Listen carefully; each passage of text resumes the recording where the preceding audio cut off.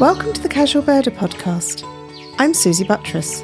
As a casual birder, I take time to watch birds as I go about my daily tasks. In my show, I'll tell you about the wild birds I've seen, speak with other enthusiasts, take bird walks, and share stories from listeners around the world. In episode 69, I speak with Stephanie Seymour, a singer-songwriter who's also a passionate birder.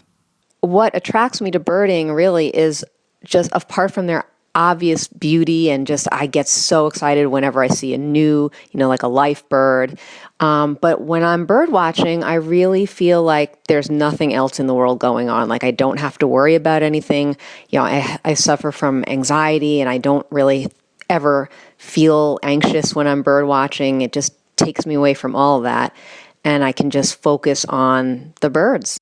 In her album, There Are Birds, Stephanie has woven her experience into songs featuring birds such as blue jay, ruby-crowned kinglet and veery. She tells me where she got her inspiration for the album and about the birds she sees from her backyard in New Jersey. I have been a bird watcher since 2004. I had originally lived in New York City for a long, long time, and when my husband and I got married about 16, 17 years ago, we moved to New Jersey, and I suddenly discovered birds quite by accident online. I was searching and the Christmas bird count popped up, and I became enthralled by trying to identify a house sparrow, believe it or not, on my street.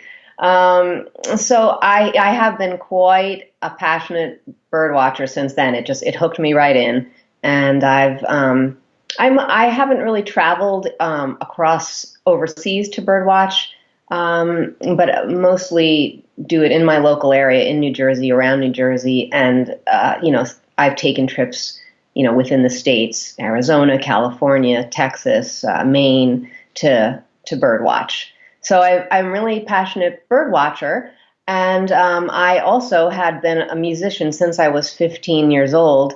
I was playing drums in one band that was quite popular, and we had gotten a record deal, and I was doing that for a while in my early 20s. Then I sort of evolved into becoming a lead singer with my band Birdie, by the way, before I was even a bird watcher.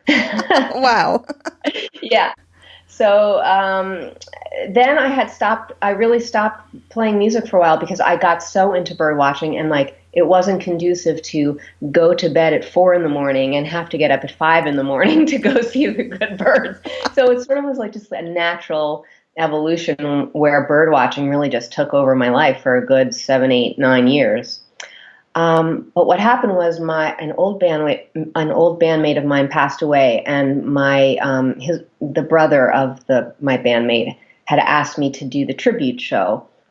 So I said yes. I would not pass that opportunity up, and I began singing again from that one show that we did. It was a really wonderful night. I met a lot of people, a lot of Adam's friends that way, and became intertwined again into in the music world, singing backup for a few people. And then I was just sitting on my couch one day, and I had all of a sudden a flash of inspiration when the lyrics for Ruby Crowned Kinglet came into my head. But it was weird because I also heard the whole chorus all at once. And then within about 45 minutes, I heard the whole song sort of fully formed in my head, like as if you were playing it on the radio. And that was it. I yelled downstairs to my husband. I'm like, we're making a record about birds. Oh, wow. And that was how I came up with the idea. That's awesome. It brings chills, doesn't it, when you have a moment like that you feel like it's almost come from outside somewhere to you. The songs, really, I did not belabor the songs on the record. Not that they all came to me in 45 minutes, but if they didn't come to me easily enough within a week or 2 or 3, I would say that's not going to happen. It was like I kept getting these songs just coming to me. It was quite an amazing experience. So I just knew that the record was meant to be. Now, each of the songs relates to a particular bird species, Yes. But they're not necessarily about the birds, are they? Right. they're kind of like inspired by. Can you tell me a little bit about a couple of the songs? Sure. I mean, a good example of a song that is not about the bird, but uses the bird quite metaphorically is Ruby Crowned Kinglet. I mean, honestly, that song is really about my feelings of anxiety and depression, and I just used the bird to kind of tell that story, you know, like a little bird in the world and being overwhelmed. Really, the songs are about me, told through the bird's point of view. Sometimes there are stories of things that happened, like when we saved that house sparrow, Emily, and that. So House Sparrow is really just a story about that time when we saved the bird, but saying how, you know, each and every single species and bird and person has every right to be here as much as everyone else. I also like the fact that you've got a couple of songs that are about how you feel about seeing the birds. I'm thinking of the blue jay one that, you know, you talk about the colours and everything. But one of my favourites is actually the final song for Migration, is it? Migration's Over. Migration's Over. Which is actually about bird watching. Well, it seems to me, maybe there's deeper levels, but I can hear it on the bird watching level. And I absolutely love that song. I love the sound of the music in it. It makes me want to sing along. But also the lyrics are great. I mean, really, you're right. That song is just about bird watching. It's about going to Central Park one day and, you know, in late spring and realizing there are really more bird watchers there than birds. You're trying to eke out that one good bird and they're just not around. So I actually had that song. I was thinking of snippets of that song for a few years before I even had the concept for the record, because I was just kind of thinking about every time I went to Central Park in late spring, it was the same old story. We were all looking at each other like, where's the bird? Excellent. So do you go back to New York at all to bird? What sort of places do you go? Well, I definitely go to Central Park. I try to make it a point to get there a couple times at least every spring and fall for migration. I also bird there. You know, I'm right on the fine line between New Jersey and New York. So I go into New York State to places like Tuxedo, New York, which has like breeding golden wing warblers and broad-wing hawks, stuff like that. That is really just 10 minutes north of me. So I travel into New York State frequently. We just went up to my friend's house in the Catskill Mountains, and they had the backyard bird situation there was insane. It was hard to keep a conversation because I was just looking around saying, oh my goodness. Is your friend a birder as well? No, but I brought some binoculars for her, and she was really excited to be seeing the birds too. Oh, I think she wonderful. just loves nature, but yeah. Yeah, but just, you know, being able to share your passion like that and help people see sort of extra dimensions to perhaps scenes they think they're seeing every day, but not really seeing because they're not noticing those things. That's right. Now, you said that you actually spent a lot of time just bird watching. And I know that you are your backyard, for example, you do hawk watching. And you've got a registered hawk watch area there. Correct. How did you get into that aspect of your bird watching? When we moved from Englewood, New Jersey, to Ringwood, where we are now, which was about 5 years ago, I happily realized we were on a flyway. I was not a hawk watcher before, and actually the thought of hawk watching almost bored me to tears. You know, I had tried it, and I was like, I need to move around a little. So, you know, so if you had told me I would have become a hawk watcher, I would have laughed. But when I saw what was happening overhead, I couldn't really believe my eyes, honestly. That it was that fall after the summer we moved in, and I just was stunned and amazed. So yeah, I am on a mountain, and we are definitely on a flyway, and I kept getting more and more into it every season, every spring and fall, where I really didn't want to go anywhere else but just my backyard to see what was coming through. So I got I don't want to say I'm an expert, but I mean, I feel quite confident in my ability to ID hawks in flight. And I actually ended up registering it as an official hawk watch site just last year, actually over the winter, and I sort of input data for the past few years. And now this fall, I'm officially, watching and recording the data.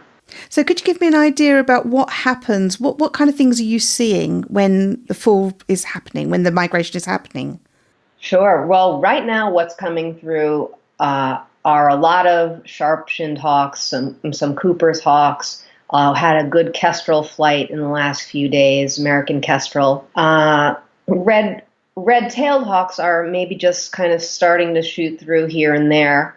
There's been some days where there's turkey vultures and black vultures that are not my local gang of roving huge birds, but they're coming through, migrating. So right now it's like mostly accipiters and then and falcons. I had merlin, maybe one or two merlins the other day, and a couple peregrine falcons as well.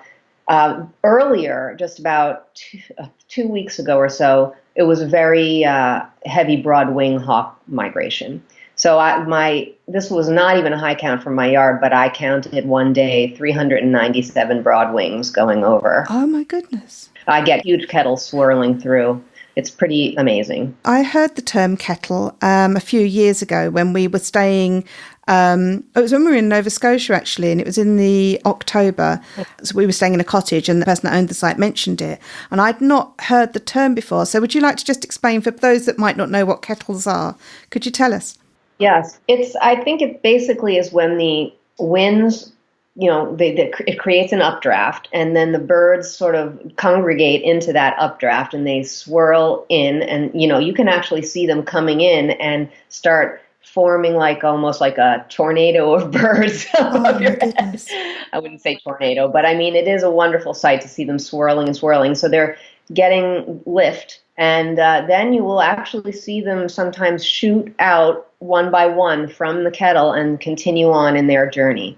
So you'll see them, the kettle breaking up, or sometimes you'll actually just see the kettle rotating, and they'll all be drifting in the direction of, that they need to be going in. So when you're seeing them, it tends to be all the one species coming through, travelling together. Yes. So tell me a little bit about the birds that you would expect to see every day in your backyard. Sure. Well, we see blue jays all the time, my favorite bird. American robins, which I know are totally different from your robins. Cardinals, we have tufted titmice, black-capped chickadees, white-breasted nuthatches. These are birds that will stay year-round, mourning doves. The vultures, I also have a local red-tailed hawk pair that will stay year-round.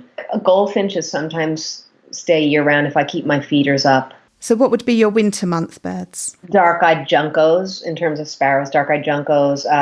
We'll get maybe a white-throated sparrow or two that will stay around. It depends on the year, but the goldfinches sometimes stay in the winter and sometimes they do leave. Trying to think of what other winter birds. Do you get pine siskins or anything like that? There are years that we will get pine siskins. What about waxwings? Oh yeah, waxwings, they'll fly through almost any time. So I do see those. They never really land in my yard. They're just flyovers really quick, but occasionally I get lucky and the flock will land in the trees, and I'll just be like watching them passing berries to each other and, having a feast. Wonderful. Yeah, we spent a few winters in Nova Scotia, and so I was just trying to think through the birds that I might have seen there that may be similar to what you might see. I know you're further south, but and then what things might you get during the summer? What are your summer month birds? Let's see. The chipping sparrows, those are definitely return breeders. I do also have year-round woodpeckers, and so I will get, red-bellied woodpeckers, downy woodpeckers. I have a pair of pileated woodpeckers that breeds in my yard. That's pretty cool to see. Wow. We actually found the hole one year down in the woods, and we were able to sort of monitor the nest from afar. Thank you for saying how you pronounce that, because I've always pronounced it pileated, but it sounds like pileated is the word. No, you could be.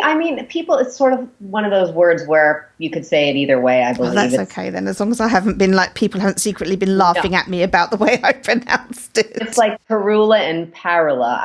I say perula, but Yeah. But wow, to have pileated, pileated. Pileated, fine. Now I've forgotten how to say it. those big woodpeckers, do they stay in the trees, or have you had any issues of them coming closer to the house and causing any house damage, for example? So funny that you mentioned that. We found when we didn't know when we moved in here, but there was a really big hole in the side of our house that we discovered about a year into it, and it could only have been created by that woodpecker. So we sealed it up. But since then, we haven't had any damage that we've noticed. But I did put some suet out for them in a couple winters ago, and they would come very close, with eating the suet in the yard. But I have not seen them come closer than that. How amazing to have such birds. I've never seen them. I've only seen pictures. But many of the people that I've spoken to have seen them. So now I'm really jealous. So I have to get over this somehow and see them. Yeah, absolutely. That was one of the birds I actually thought that, if I could get that as a yard bird when we moved here, I would be so super stoked. And when I saw them, I not only saw one, but I saw a mom with a baby, and I was just about freaked out. Oh, wow. Well, I didn't ask you, do you get hummingbirds? We do. We get ruby-throated hummingbirds. And I'll tell you something, Susie.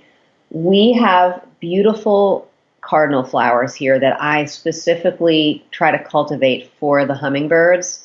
And they actually kind of stay, I'm assuming they're migrants passing through, but we do have some that stay year-round, and not year-round, stay in the summer. They probably leave later, though, because I have these great cardinal flowers as food for them. Also, my whole deck is covered in flowers, and I just try to get every, native kind of flower that I can in potted plants. I don't have a garden per se, except for that little cardinal flower and milkweed garden. So yeah, the hummingbirds are super attracted to those flowers, and they love my yard for that. Do you guys not get hummingbirds there, or No, they're only found in the Americas. So that's why I'm always so kind of anything you hear of mine that's a bird walk over there, I'm like, oh, hummingbirds. I remember you freaking out on that last one. You were like, oh my, wait, it's facing away from me. So it sounds like you do actually keep lists of the birds that you see, because you're keeping records anyway. Do you submit to something like eBird? I've never not submit to eBird. Since 2004, every single checklist of mine has been an eBird. Plus, I keep a personal journal too, so it's almost like a double whammy. But yes, I submit to eBird. I need to get better at doing something like that. Many times I've started to try to keep lists. I mean, I keep my personal lists, but right. The more and more I speak to people, and they say, well, look, if you can submit your lists, it's helping the sort of citizen science aspect. But I worry that I'm not doing the right kind of bird watching to be able to submit the lists, because I know for eBird, for example, if you're going to submit a complete list, you have to have there are certain conditions to follow, the fact that you have noted every single bird that you possibly can in the area. And you don't. I mean, if you can't, you can't. I think that it's beneficial no matter what to, if you're not doing a proper bird watch, or you just doing what you've casually seen one day, that's also fine, because you're still showing what was in your area, and I think they still will find that valuable data. Maybe I'll try and upload. So yesterday we were at a local RSPB reserve, and I was very pleased. I got 32 species, I think, in the end. Wow. Just from walking around, from listening. We didn't see very many of them close up, but in the distance or whatever. But I've kept my own list, but then I think maybe I should make the effort to actually upload those. So, so I was wondering how many species you have that you've noted so far for your current yard then. I just got my new species number 138. Now, if you're asking me what it was, I'm totally blanking out right now, believe it or not. I just had 3 kind of in a row. I had Wilson's warbler passed through, and in the same tree as a golden-winged warbler, which just blew my mind. And I really cannot even believe that I can't remember when 138 was. The Wilson's warbler, it's a little yellow warbler with a black cap. Is that right? Correct. The reason I'm asking is because I came across a photograph on my computer from when we were in the Big Sur 4 years ago.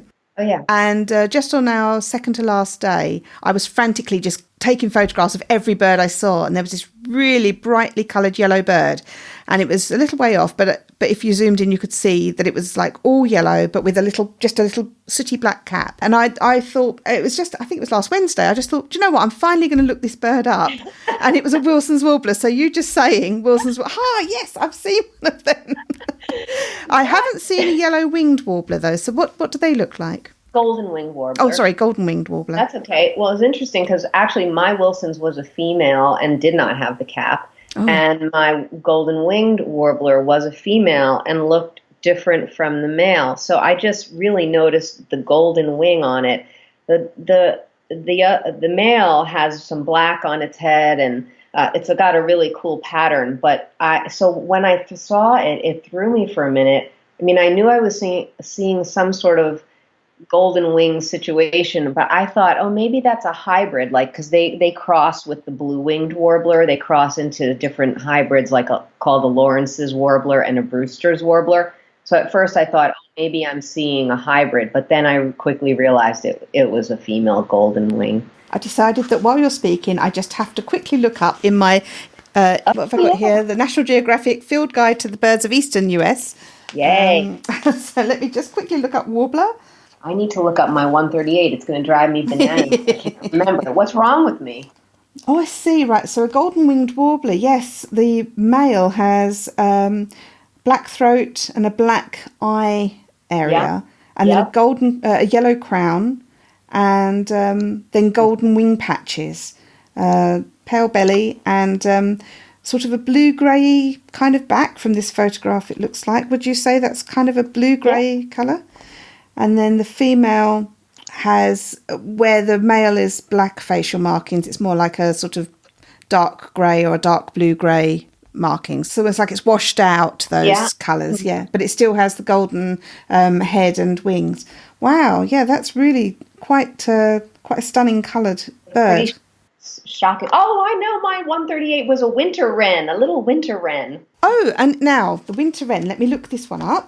Okay. Because isn't the winter wren very similar, if not the same species, 296, as our wren?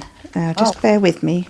Yeah. 296. Split winter wren and Pacific wren in this continent. So if you've seen... winter wren is Troglodytes troglodytes. That's the scientific name.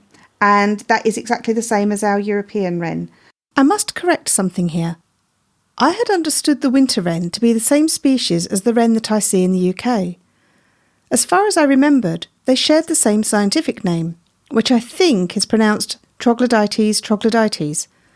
And checking in my copy of the National Geographic Field Guide to the Birds of Eastern North America while talking with Stephanie, I could see that while there is a subspecies winter wren, Troglodytes troglodytes hymalis, found in the eastern United States, its species name was the same as the Eurasian wren that I see.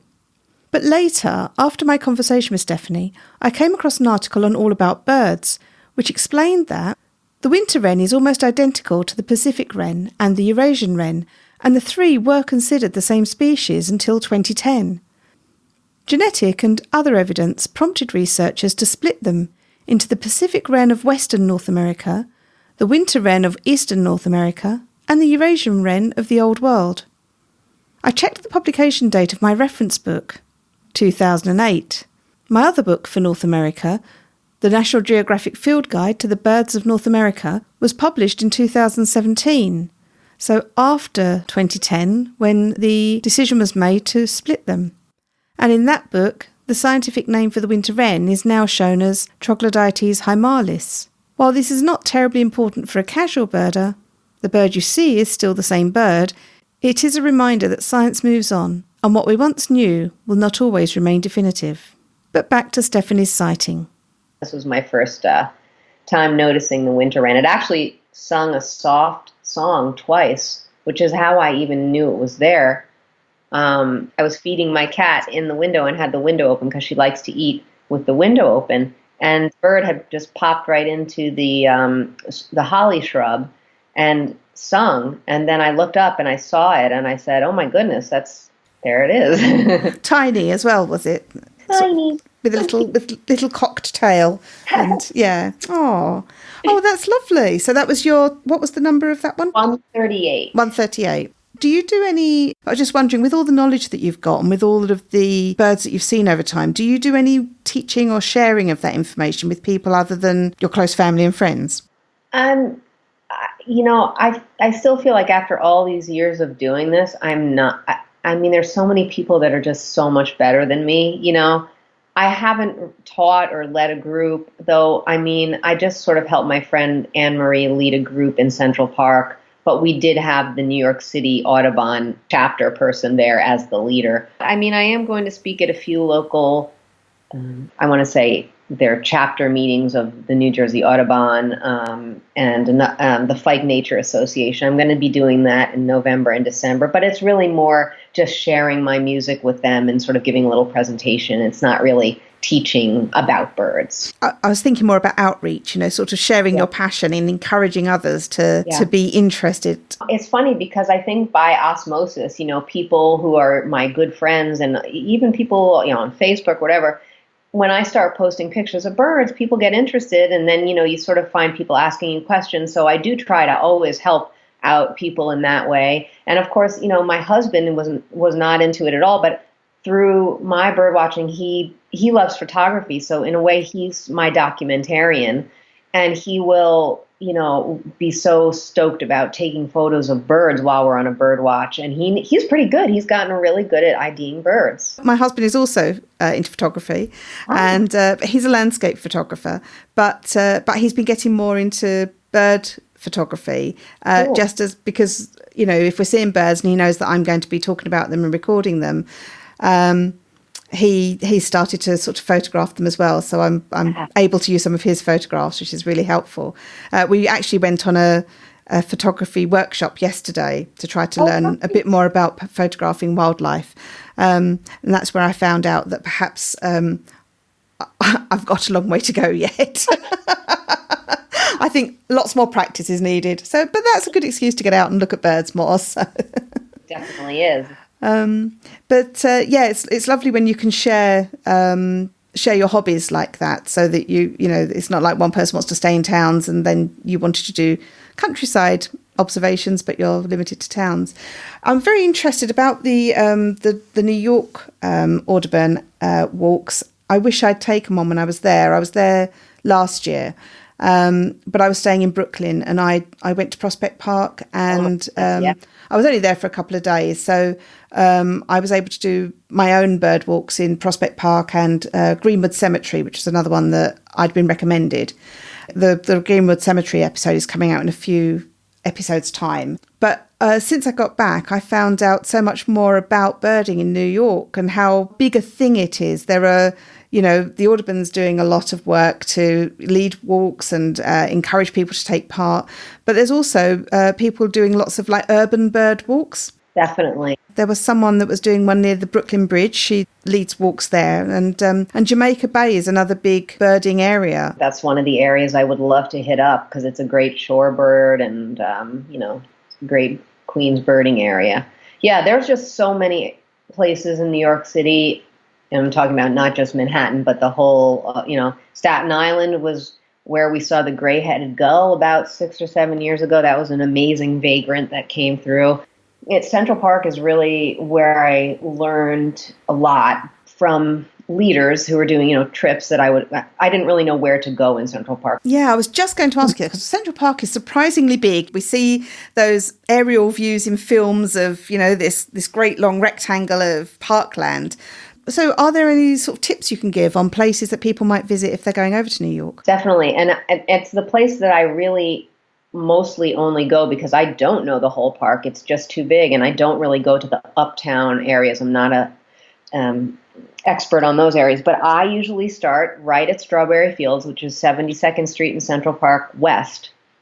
There's amazing kind of meadow there with really large trees. So if you start there in the morning, you can usually get a nice influx of birds in the very large pines, and I don't know what other leafy trees they have there, but then you can make your way down from two sides of that area. You can go one way or the other down into the Ramble. And the Ramble is really where I love to bird watch. So you can make your way past the reservoir and go into various areas like Azalea Pond, and there's an area called the Point that's sometimes, you can really luck out and just birds will have dropped into.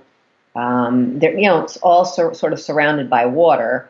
And the Azalea Pond, I think that's the man-made well, actually, most of the water features in the park are man-made, except for Tanner Spring. Yeah, the Ramble is really the place that I highly recommend. You're going to always see something good in the Ramble. Right, I'm taking notes on all of this, and I am determined to come back to New York sometime. So I'll take you. Excellent. Yes, that will be wonderful. If you do manage to go to Jamaica Bay to go bird watching, I want to hear all about it. Okay. I will have you back on so we can talk about that. So Stephanie, you said that you really enjoy watching all the birds that you can see from and I'm imagining that on this side of the mountain, you're just looking out over a valley and having birds flying through. And is that kind of the outlook? Yes, there's a lot of, we're actually very wooded. So my backyard is strictly woods. So I'm just seeing a lot of trees, but then I have the open kind of clearing area of my house and surrounding, yard. So I have a big view up just at hawks and everything. The sorts of trees you've got there, are they going to be the ones that all change colour in the autumn or in the fall?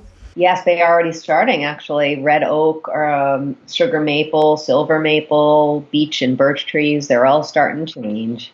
I would not leave your place at all if I had that opportunity. Come on over. And so how do you ever leave? I mean, are you very house-based? I am. Even as the older I get, I'm even more home-based than I used to be. But, and that was one of the reasons we wanted to, just record the album here. We didn't want to go to a studio. I mean, obviously to save cost as well, but we had a studio in Englewood that my husband, produced not just my records, but he's produced quite a few records. So we had to build the studio from the ground up when we moved here, and we knew that I had this record that I really wanted to write. So Bob had incentive to really get the whole studio in order, and that was really just from nuts and bolts. Like the basement was unfinished, so we put in a floor, we did the sheetrocking, got it painted, got everything done in that respect first, and then slowly put all the equipment up and got it running. And so when we recorded, we had the band come here and do the basic tracks first one weekend, or marathon weekend, and then we did all the overdubbing here, all the guitars which Bob played, and Bob produced the whole thing. We mixed it together. But so I did all my vocals in the basement, and we had the horns come in one day. We had Charlie Giordano from Bruce Springsteen's E Street Band come in and do accordion and keyboards for one day. James from Ian Hunter's band came in one day, did guitar on Black Threaded Blue Warbler. So we really did there was nothing that was not done in the studio except for a little bit of keyboard stuff that Ray sent us online to mix in. That is so awesome to just be able. So have you got plans for creating further, what's next for you? I don't know if I have another record in me. Who knows? I really, this one was an unexpected treasure that just sort of like popped out of nowhere. Maybe that'll happen again. I don't have a goal of writing another record right now, but maybe that will happen. And I don't really have plans of playing out too much for the record. I just want to try to get it to as many outlets as possible, and, just have as many people hear this as I can right now. I mean, really, it just came out, so this is like a kind of a start of, I feel like, promoting it and just trying to get it to the people. What's the name of the album, and where can people find it? The record is called There Are Birds, and you can get it at my website called therearebirds.com. Right on the homepage, you'll see the button for buy, and it will take you to my Bandcamp page. So therearebirds.com is the only place you can get it. Fantastic. Well, we'll include that in the show notes. So, Stephanie, it's been so lovely to speak to someone who's so passionate about the birds they see. I really hope that we can speak again. Are you on Twitter or any of the social media things? On Instagram only. I'm not a Twitter person, but Instagram, I am just there_r_birds. I'll put that in the show notes as well. What we'll do is we'll make sure that we speak to you again in the late spring, and I will ask you at that point all about the plants you've got in your pots, what you have planted, what you've got, because I'm really getting into sort of rewilding of areas and making sure that you're using native plants for our gardens or our backyards, because all of that helps the insects, it helps the birds, and very often it's actually less gardening than it would be if you had the pristine little clipped lawn and privet hedges. So thank you so much for speaking with us today, Stephanie. And everyone go out and buy the album and listen to it and enjoy hearing all about the birds that Stephanie has seen and knowing that Stephanie's recorded that in the very home where she sees these wonderful kettles of hawks. Thank you very much for having me, Susie. It's wonderful. I had the most wonderful time chatting with Stephanie. Her passion clearly shines through when she speaks about both birds and her music. I look forward to speaking with her again in the spring. Give yourself a treat this festive season and buy her album, There Are Birds, at stephanieseymour.bandcamp.com. You can listen to samples of the songs there too.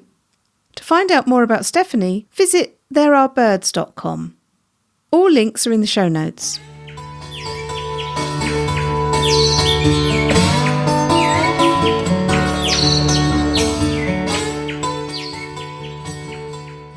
I had two really wonderful casual birding moments recently.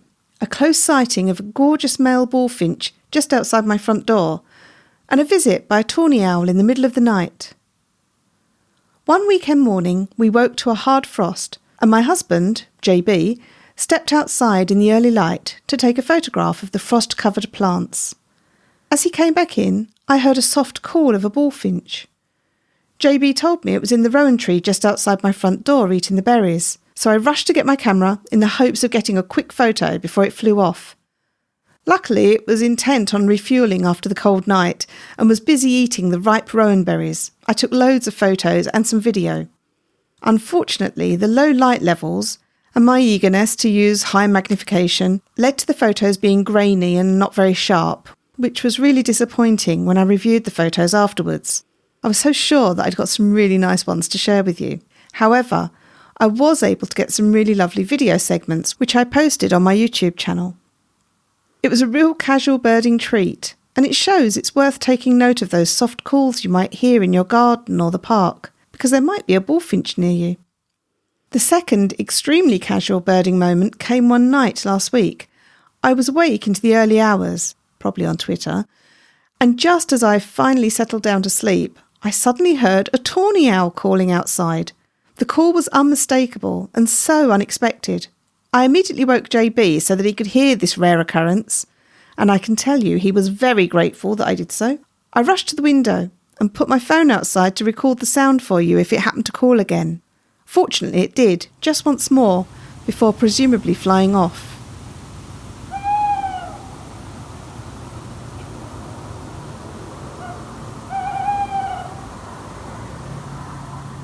We're now in December, and the Audubon Christmas bird count is celebrating their 120th year.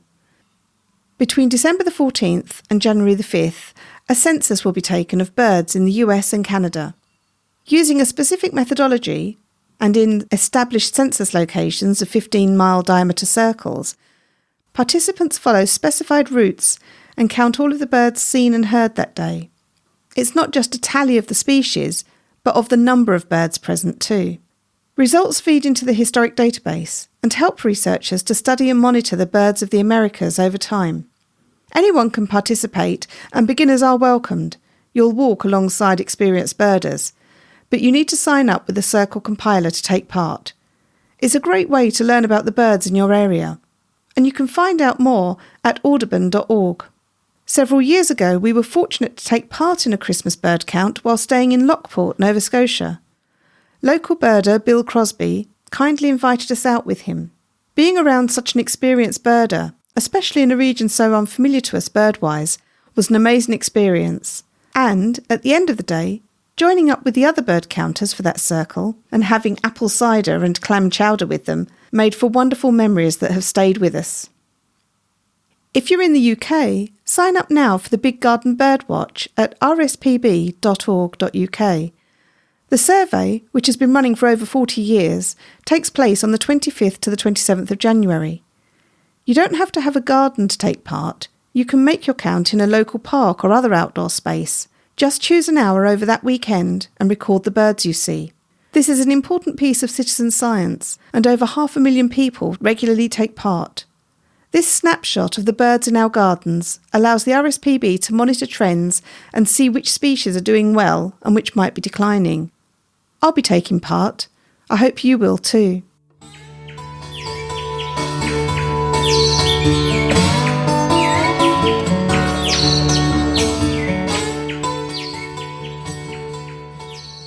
I love to hear about the birds you're seeing. In the Facebook group, Stephanie Seymour posted some photos of her garden birds and said, "Today I put my feeders up. Hopefully all the bears are hibernating by now. And within 3 minutes, the tufted titmice have discovered them. Shortly afterwards, 6 other species followed: white-breasted nuthatches, black-capped chickadees, cardinals, dark-eyed juncos, red-bellied woodpecker, and downy woodpecker." Ronnie from Houston was recently travelling in England. He shared photos with me of 3 birds that he'd particularly noticed, apart from the pigeons and gulls that he was seeing. A robin, which was very rounded looking, and was quite different to the American robin he would be used to, a magpie, and ravens at the Tower of London. Ewan, the Edinburgh birdwatcher, saw waxwings in a retail centre car park and shared photos and videos in the Facebook group. I always hold out hope of seeing these striking visitors each winter and hearing their distinctive trilling call. Fingers crossed. Adrian from Vancouver Island posted about some bird behaviour that he'd noticed. "I've been watching holes appear in this ant nest for a few days, but had no idea what was causing them," he said. "Just discovered it's robins. It's a thatcher ant nest. They're extremely vicious and have a nasty bite." He said that he saw an American robin coming out of one of the holes. He wasn't sure if it was eating the ants or taking part in anting, where some birds sit on ant nests and allow the ants to crawl over the body, and it's thought that this is a way to rid the birds of mites. Karin from Finland has had snow, and she posted about the birds coming to her feeder: yellowhammers, tree sparrows, and 3 different species of tit: great, blue and willow. What birds have you seen recently? I love to hear about them. Join our Facebook group to share your photos and tales of the birds you've seen. Find us at facebook.com/groups/casualbirderpodcast. There is a podcast page, which you can follow as well, but the group is where people are able to post photos and talk about the birds they see. The group is a closed group for listeners of the show, and you do have to answer a couple of questions to join, but they're very easy ones. Each Wednesday, I post a fun bird ID quiz on my social media channels. Do look out for that. You can follow me on Twitter at CasualBirderPod or on Instagram at CasualBirderPodcast. And you can email me at casualbirderpod@gmail.com. And do visit my website at casualbirder.com, where you'll find all the links and photos and videos of the birds I've seen, and blog posts about my birding. And make sure you don't miss any episodes by subscribing to the show. Subscribing is free, and you can do it wherever you listen. Thank you to Randy Braun for designing the artwork for the show. The theme music is Short Sleeve Shirt by the Drones. Thanks to them for letting me use it. Check out their website at dronesmusic.net. Thank you all for listening, and I hope you'll join me again for another episode of the Casual Birder podcast.